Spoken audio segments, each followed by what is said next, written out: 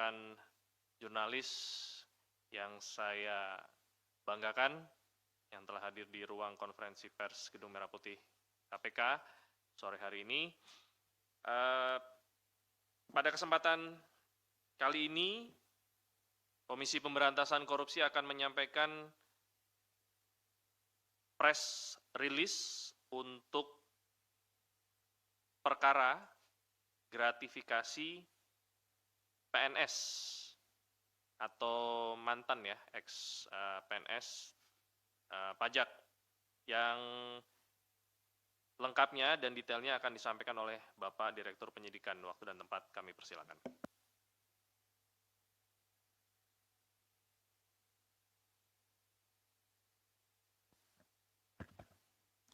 Bismillahirrahmanirrahim. Assalamualaikum warahmatullahi wabarakatuh. Selamat sore dan salam sejahtera bagi kita sekalian. Yang saya hormati Mas Jubir, Mas Tesa. Yang saya hormati, saya cintai, saya banggakan rekan-rekan jurnalis yang pada kesempatan sore hari ini bisa hadir. Perkenankan saya untuk membacakan press release perkara gratifikasi PNS pajak tersangka HNV. Pada tanggal 12 Februari 2025, KPK menetapkan tersangka HNV selaku PNS pada Direktorat Jenderal Pajak Kementerian Keuangan Republik Indonesia atas dugaan tindak pidana korupsi berupa penerimaan gratifikasi oleh pegawai negeri atau penyelenggara negara yang dianggap pemberian suap apabila berhubungan dengan jabatan dan yang berlawanan dengan kewajiban atas tugasnya. Perbuatan tersangka HNV diduga melanggar pasal 12B besar, pasal gratifikasi, Undang-Undang Nomor 31 Tahun 1999 tentang pemberantasan tindak pidana korupsi, sebagaimana telah diubah dengan Undang-Undang Nomor 20 Tahun 2001 tentang perubahan atas Undang-Undang Nomor 31 Tahun 1999 tentang pemberantasan tindak pidana korupsi. Adapun modus operandinya sebagai berikut. 1. Bahwa sejak tahun 2011, tersangka HNV menjabat sebagai Kepala Kantor Wilayah Direktorat Jenderal Pajak Provinsi Banten. Pada tahun 2015 sampai 2018, tersangka HNV menjabat sebagai Kepala Kantor Wilayah Direktorat Jenderal Pajak Jakarta Khusus. Bahwa anak tersangka HNV yang memiliki background pendidikan mode bernama FP dan sejak tahun 2015 memiliki usaha fashion brand untuk pakaian pria bernama FH for Home by FH dan berlokasi di Victoria Residence, Karawaci. Bahwa selama menjabat sebagai Kepala Kantor Wilayah Direktorat Jenderal Pajak Jakarta Khusus, tersangka HNV diduga telah melakukan perbuatan yang berhubungan dengan jabatan dan berlawanan dengan kewajiban tugasnya dengan menggunakan pengaruh dan koneksinya untuk kepentingan dirinya dan usaha anaknya. Bahwa pada tanggal 5 Desember 2016, saudara HNV mengirimkan surat elektronik atau email kepada saudara YD, Kepala Kantor Pelayanan Pajak Penanaman Modal Asing 3. Jadi HNV ya kirim email ke YD ya. Isinya permintaan yang bersangkutan untuk dicarikan sponsorship fashion show. Jadi anaknya akan melakukan fashion show, yang bersangkutan minta sponsorship ya melalui YD ya untuk FH for Home by FH yang akan dilaksanakan tanggal 13 Desember 2016. Permintaan ditujukan untuk 2 atau 3 perusahaan yang kenal dekat saja. Jadi untuk 2 atau 3 perusahaan. Jadi minta YD itu memilih 2 atau 3 perusahaan yang kenal dengan yang bersangkutan. Dan pada budget proposal tertera nomor rekening dan nomor handphone EP putrinya ya. Jadi di di proposal yang disertakan di email itu ada nomor handphone dan nomor rekening dengan permintaan sejumlah 150 juta rupiah. Jadi permintaannya itu udah jelas dijelaskan, kebutuhannya 150 juta. Bahwa atas email permintaan tersebut terdapat transfer masuk ke rekening saudara EP yang diidentifikasi terkait dengan pemberian gratifikasi yang berasal dari wajib pajak kantor wilayah pajak Jakarta Khusus maupun dari pegawai KPP penanaman modal asing 3 sebesar 300 juta rupiah. Jadi kemudian ada transfer masuk 300 juta rupiah walaupun di awal disebutkan kebutuhannya hanya 150 juta. Bahwa pada tahun 2016 sampai 2017 keseluruhan dana masuk ke rekening milik EP terkait dengan pelaksanaan seluruh fashion show yang berasal dari perusahaan atau perorangan yang wajib pajak, ini yang wajib pajak ya, dari kantor wilayah pajak Jakarta Khusus, jumlah keseluruhannya 387 juta rupiah. Kemudian selain dari yang tadi, masih pada tahun 2016-2017, keseluruhan dana masuk ke rekening EP terkait fashion show juga, tapi ini berasal dari perusahaan atau perorangan yang bukan wajib pajak. Kalau tadi yang wajib pajak, ini yang bukan wajib pajak. Kantor wilayah Jakarta Khusus adalah sebesar 417 juta rupiah. Jadi rupanya emailnya itu tidak hanya kepada perusahaan, tetapi juga pada akhirnya mungkin sebar ke orang-orang yang terdekat atau orang-orang yang kenal dengan saudara HNV ini. Seperti itu, sehingga ada yang tadi yang perorangan, kemudian juga ada yang perusahaan, ada yang wajib pajak, ada yang bukan.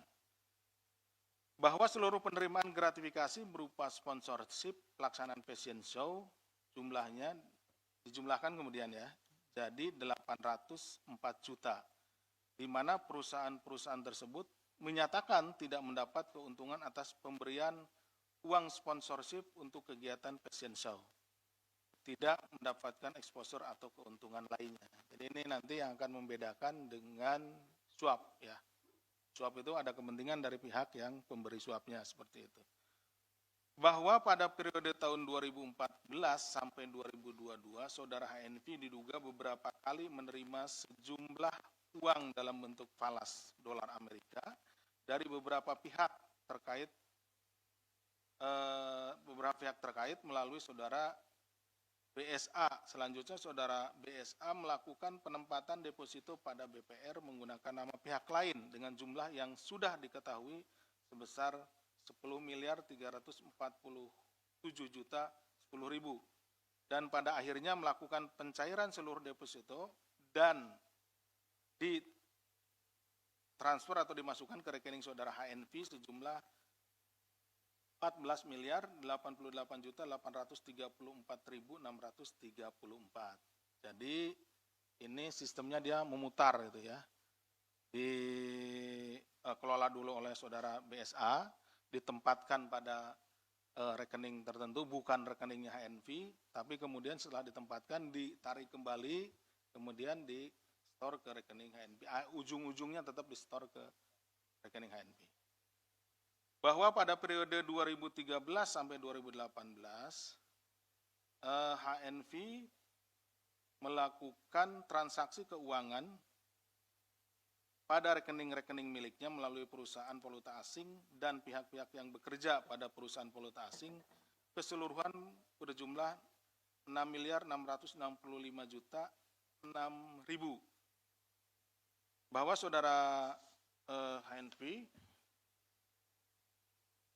telah diduga melakukan perbuatan tindak pidana korupsi berupa penerimaan gratifikasi untuk fashion show anaknya 804 juta, penerimaan lain dalam bentuk falas 6.665.006.000 dan penempatan pada deposito BPR 14.088.834.634 sehingga total keseluruhannya setelah dijumlahkan menjadi 21.560.840.644. Terhadap yang bersangkutan belum dilakukan penahanan. Jadi ini baru mulai dinaikkan kepada penyidikan. Ya. Pasal persangkanya tadi sudah disampaikan, pasal gratifikasi. Kemudian penahanannya belum melakukan penahanan.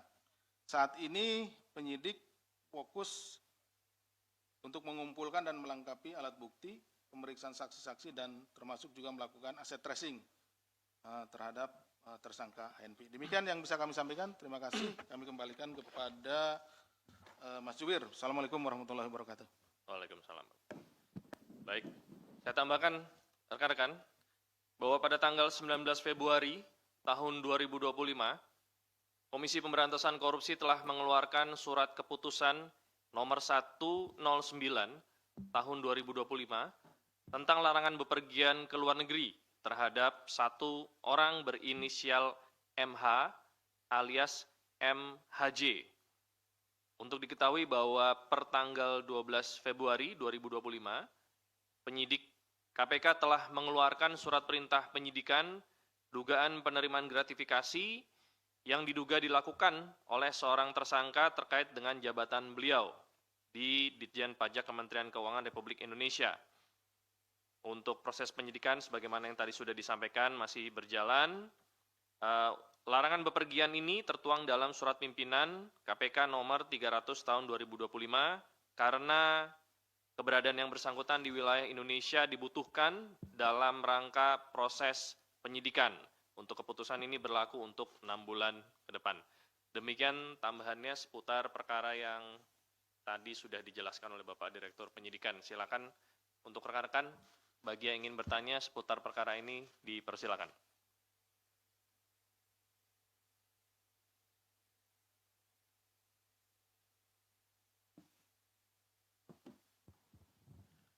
Selamat sore Pak Asep, Mas Tesa.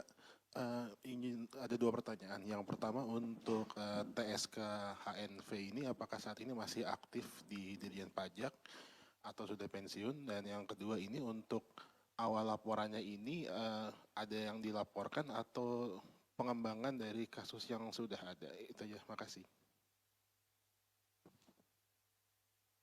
Ada lagi?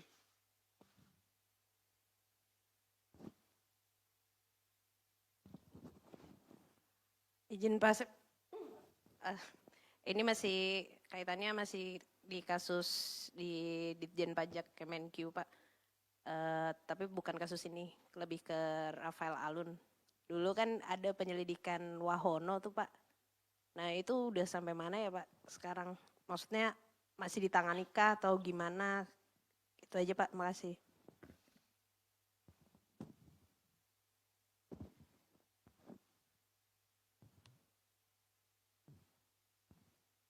Mas Willy Mas dari Harian Kompas.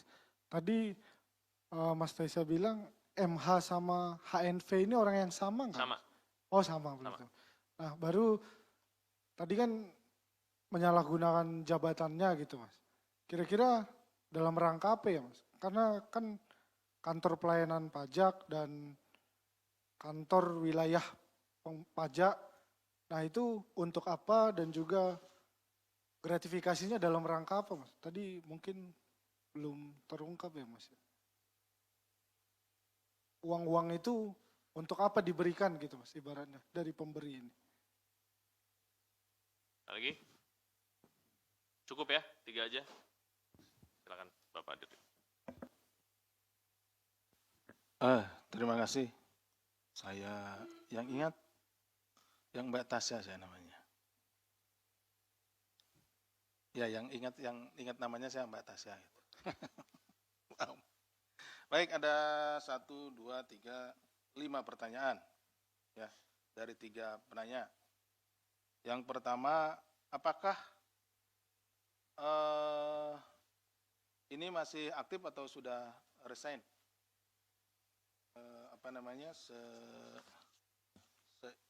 Sepengetahuan saya, nanti informasi yang kami terima itu sudah resign. Tapi nanti pastinya akan kita usulkan lagi ya. Kemudian apakah ini laporan atau pengembangan? Ini perkaranya pengembangan dari perkaranya YD. Perkara YD yang dulu sudah ditangani. Nah, mbaknya betul. Perkara YD ya. Kemudian Mbak Tasya, ini pada saat RAT ditangani juga KPK menangani lidik saudara WH. Saat ini sepengetahuan kami ini masih berjalan lidiknya. Jadi kesulitannya mungkin sedang mengumpulkan ya dokumen-dokumen dan lain-lainnya. Seperti itu, Mbak. Karena kan ini seperti juga di perkaranya yang ini, mereka itu tidak hanya di satu waktu dan satu tempat. Ini kan juga mulai dari tahun 2016 ya, 2011 sampai dengan ditarik sampai dengan 2017 gitu. Dan berpindah-pindah tempat juga. Jadi mengumpulkan informasi terkait uang yang masuk, kemudian pada saat jabatan yang bersangkutan juga di mana, apakah jabatan juga masuk dalam kriteria yang memang itu penyelenggara negara atau misalkan dia di pajak itu ada masuk dia sebagai misalkan penyidik pegawai negeri sipilnya gitu, seperti itu dan lain-lain. Itu yang tentunya menjadi pertimbangan kita. Jadi betul-betul sedang dianalisis. Nanti kalau sudah ada informasi pasti kita sampaikan. Kemudian yang berikutnya, ini nama yang sama, betul. Kemudian ada 3 namanya, 4 ya, 3 kalau nggak salah. Aliasnya banyak, aliasnya banyak, 3 atau 4 alias.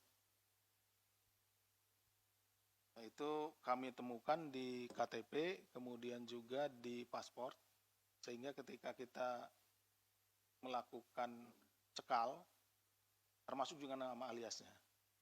Hanya ada lebih dari 2 lah. Kemudian selama menggunakan jabatan ini seperti apa gratifikasinya kan gitu ya. Saya perjelas begini.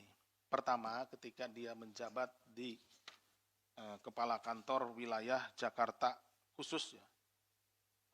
Kepala Kantor di Dirjen Pajak Jakarta khusus. Jadi dia dengan posisinya itu, nah, dia menerbitkan atau mengirim email, gitu, email yang ditujukan yang melalui tadi saudara YD ditujukan kepada para pengusaha yang wajib pajak, gitu ya. Para pengusaha, dia meminta dukungan untuk fashion show anaknya. Anaknya itu punya brand ya, jadi punya pakaian gitu ya. Ini dia mengadakan fashion show. Dananya itu, untuk dana itu, dia mintalah sebagai Kepala Kantor Wilayah Dirjen Pajak Jakarta Khusus, seharusnya tidak melakukan itu. Dia minta melalui emailnya ada, jumlahnya 150 juta, tapi karena orang melihat mungkin suatu saat itu pasti ada kepentingan dengan yang bersangkutan, selaku Kepala Kantor Wilayah Dirjen Pajak Jakarta Khusus ini, nah mereka pada ngasih. Gitu. Tadi ada yang ngasih 300 jumlah pada terakhirnya ya, ada 300 juta, ada yang 387 juta, kemudian juga ada yang 400 juta sekian. Nah, kita sedang menyusuri, kita susuri, karena memang juga ada yang ditransfernya itu tidak menggunakan nama asli gitu. Mungkin si pemberi juga berhati-hati gitu ya, berhati-hati nanti kalau kejadian seperti ini dia akan dipanggil dan lain-lain diperiksa sama kami. Nah, makanya dia menyerahkannya atau transfernya juga sangat berhati-hati gitu. Dan ada yang menggunakan nama yang bukan namanya dan lain-lain gitu, yang sedang kita susuri. Kemudian juga di beberapa rekening tadi yang telah saya sampaikan melalui saudara PSA. Jadi ada pemberian-pemberian dari tempat lain. Kita dari hilir ke hulu ya ini. Artinya kita melihat di rekeningnya kan kita minta nih rekeningnya. Mutasi rekeningnya dan lain-lain. Ada penerimaan sekitar 14 miliar sekian ini melalui deposito dan lain-lain. Nah, setelah kita susuri, oh ini dia dari tempat lain, nama orang Pak BSA ini, kemudian dia di store lagi ke tempat lain, dari tempat lain baru ke atas nama orang lain, baru dia ke Pak HNV ini, gitu, seperti itu. Setelah kita tanyakan, ini sebetulnya dari mana uangnya? Itu kita konfirmasi kepada yang bersangkutan tidak bisa menjelaskan uang itu dari mana, dari sumber yang diperbolehkan atau tidak. Jadi pada prinsipnya adalah ketika penyidik menerapkan pasal 12B besar atau pasal gratifikasi, itu adalah ada pemberian sejumlah uang kepada penyelenggara negara, tapi pemberian sejumlah uang itu pertama tidak diketahui maksudnya, maksud dan tujuannya seperti apa gitu. Ya mungkin ya beri, apalagi tadi sebetulnya ada permintaan dari si HNV ini untuk kegiatan anaknya. Mungkin dengar-dengar gitu kan, ada yang dengar, oh ya saya ngasih aja, gitu, seperti itu. Dan ada hal yang lain. Nah, perbedaannya kan pasti ada perbedaannya nih dengan suap apa?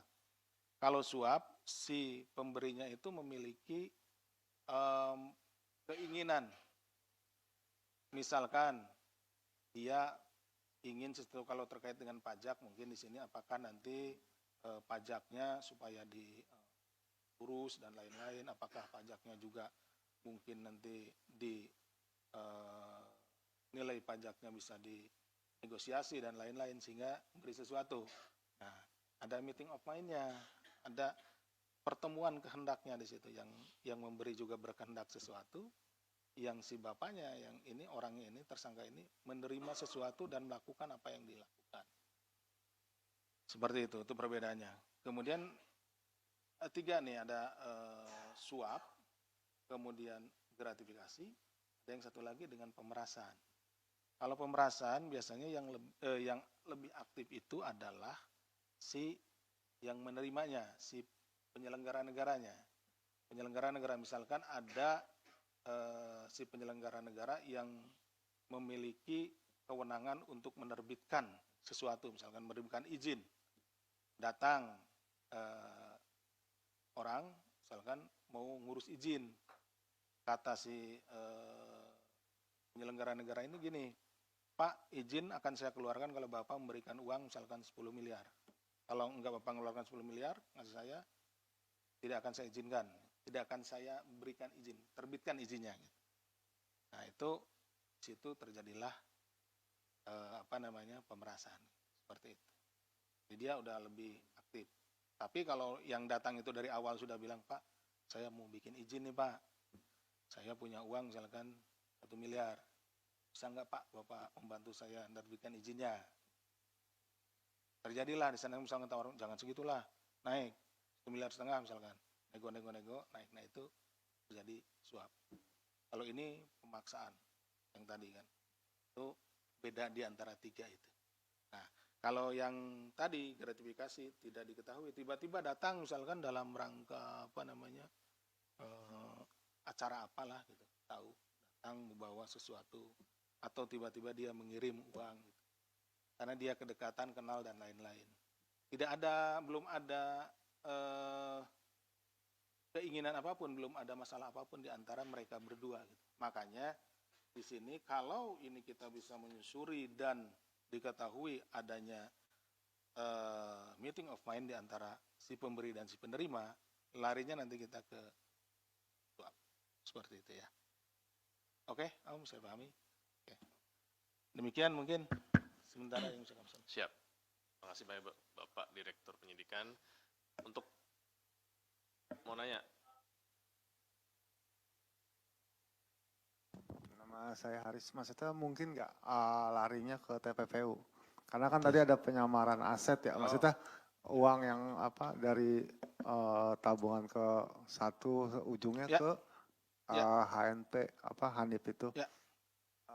Terus untuk pemblokiran rekening ada nggak Pak? Saya mau nanya juga, kemarin ada terdakwa atau yang sudah bebas Masih eh, diblokir? dia masih diblokir Ya. itu. Katanya dia datang ke sini Ya, kan ya, ya. Gubernur Aceh apa? Ya, Mantan ya, Gubernur ya. Aceh. Itu Ya, ya. gimana Pak? Ya, ya, ya. Ya. Baik, Mas Mungkin Haris, itu terima aja. kasih. Terkait dengan TPPU itu memungkinkan ya. Tapi nanti kita lihat apakah dengan penanganan perkara asalnya ini, dengan predikat crime-nya ini, apakah itu sudah bisa menjangkau semua asetnya atau tidak. Jadi TPPU itu kita kenakan biasanya untuk mencari dan menemukan aset-aset yang lain yang menyebar kemana-mana gitu. Sehingga dengan perkara pokoknya ini tidak bisa dijangkau, sehingga kita kenakan TPPU. Misalkan uangnya ada 100 miliar, tapi di perkara pokoknya kita hanya bisa menjangkau misalnya 10 miliar. 90 miliarnya kita TPPU kan karena sudah kemana-mana beli aset dan lain-lain. Nah seperti itu. Nah kemudian terkait dengan blokir rekening, itu yang kita lakukan di SOP kita itu serta-merta kalau penanganan perkara naik penyidikan kita blokir rekeningnya. Kenapa? Karena pertama kita menduga bahwa di rekening miliknya lah uang itu tempat keluar masuknya uang yang terkait dengan tindak pidana. Itu yang pertama. Yang kedua, kita kan memerlukan aset recovery, pengembalian aset. Nah biasanya uang-uang itu ditaruh di rekeningnya.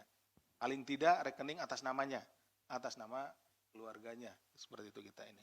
Nah kemudian kalau rekening itu kan terus diblokir itu dari mulai penyidikan, diblokirnya penyidikan, kemudian ke persidangan. Itu persidangan. Nah baru nanti setelah diputus, perkaranya inkrah, ini blokir dan lain-lainnya ada bagiannya khusus nanti di tabuksi. Nanti setelah inkrah nanti semuanya akan dibuka kecuali ada perkara lain yang memang terkait dengan bukti tersebut gitu. Jadi kalau misalkan ada perkara lain dan juga buktinya adalah di rekening itu, misalkan digunakan untuk transfer ke situ dan lain-lain, tentu tidak akan dibuka dulu. Itu digunakan di perkara yang lainnya. Nah, itu tapi kalau ada misalkan nanti siapapun yang ternyata rekeningnya diblokir dan perkaranya sudah inkrah, silahkan bersurat saja biar kita juga tegaskan posisi atau status dari rekeningnya seperti apa. Itu mungkin yang bisa kami sampaikan. Baik, terima kasih. Untuk perkara ini sudah cukup ya? Baik, saya akan memberikan beberapa rilis, ini khususnya untuk teman-teman visual ya,